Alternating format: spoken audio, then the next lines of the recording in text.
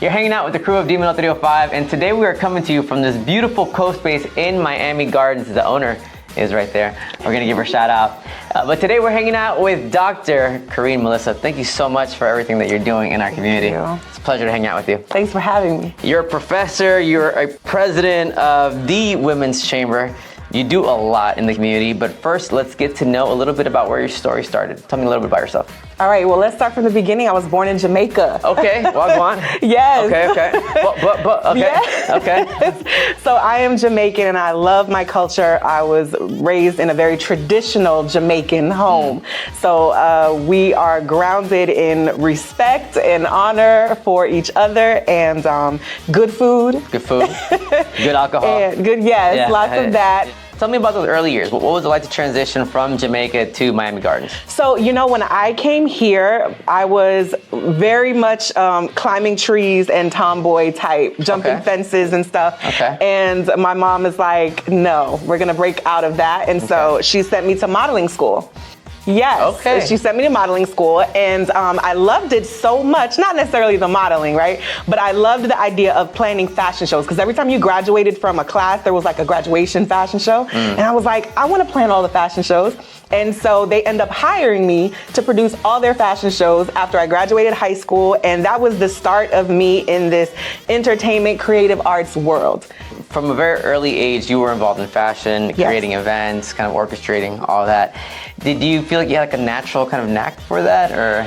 Well, I think it was all rooted in purpose because even alongside that, I was very heavily involved in the church. And my church there was a lot of fundraising that needed to happen.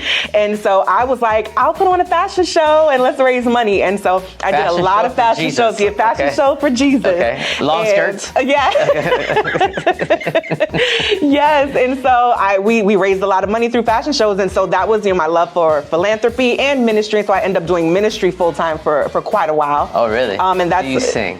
Do I sing? Yes, I led worship for 20 years. I hear a little bit in your voice. Yes. Okay. Yes. Okay. Where does this whole education background happen? Because you have bachelor's, master's, the doctorate. At what point did you know you wanted to go to college? So I was a fire rescue dispatcher, right? Okay. So you really are Jamaican. You really do. I'm telling you, I had a lot of jobs. I was a dispatcher for 7 years, and here in Miami? Here in Fort Lauderdale. Fort Lauderdale. Fort Lauderdale Fire Rescue.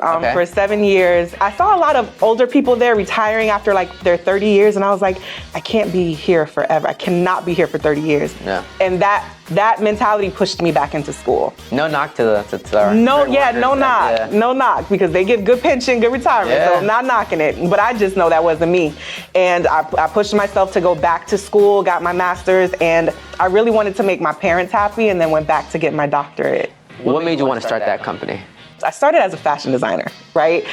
When I worked at the fire department, midnight shift, we used to crochet. The older ladies taught me how to crochet. And I started crocheting things in my head, started making bathing suits and, swimwear, crochet and stuff like that. Crochet bathing? Crochet bathing suits. It was so fly. Okay. So fly. Sounds interesting. So I was like, okay, I'm gonna do a fashion show for my stuff. Nobody would give me a chance. Like, nobody would help me put on a show, like in the mainstream world, right? So this was no longer a Christian fashion show or church show. This was like a real show. I wanted it to be like a real fashion week. I went to New York Fashion Week. I wanted it to look like that, right? Nobody would give me a chance. I emailed a few people and they were like, you don't got what it takes. You have no experience, So I was like, I'm gonna do it myself. And so that was the start of me launching Loud, right? Back then it was a different name, but that was the first step to me producing industry level fashion shows. I've been through so much, but I think it has all made me who I am today.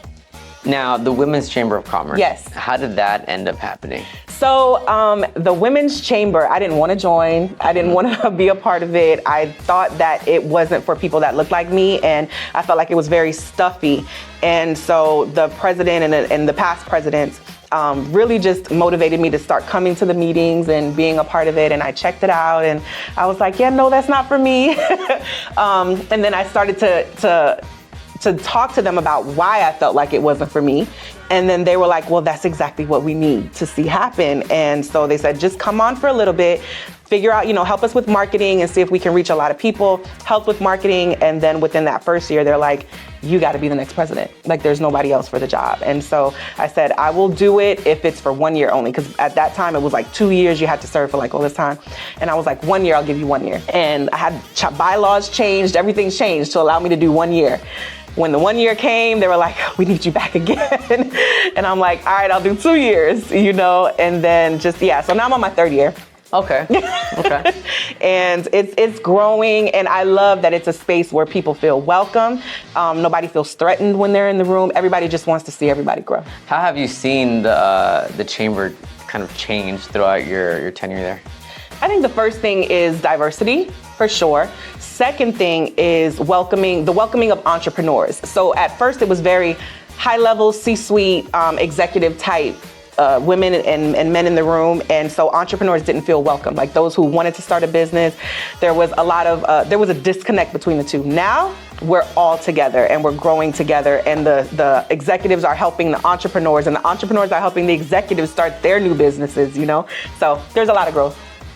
You've had just a marvelous life. You're very young. You have a lot going for you. What is next for you personally, professionally? What is left to accomplish? Honestly, I really just want to keep teaching. I feel like it is just on me to give everything that I've learned and everything that I know into the next generation or into new entrepreneurs. So I will continue to teach at, different colleges, and I want to write more books. And I want to solidify a good retirement. Okay. And so that's what I'm focused on now. Can't wait to see what you do. Thank you so much for having us at this beautiful Coast Space here in Miami Gardens. Thank you. Thank you so much. Our pleasure.